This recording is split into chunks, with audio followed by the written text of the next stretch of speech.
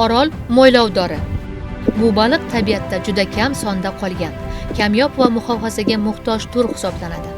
U asosan bizning mintaqamizda yashaydi. Orol dengizining endemigi. Bu baliq ilgari faqat Orol dengizi va unga tutash daryolarda yashagan. Amudaryoning quyi va o'rta oqimlarida uchraydi. Ilgari esa Sirdaryo, Qashqadaryo va Zarafshon daryolarining quyi qismlarida ham juda ko'p bo'lgan. Kaspiy dengizida esa uning boshqa bir turi, ya'ni kichik turi yashaydi.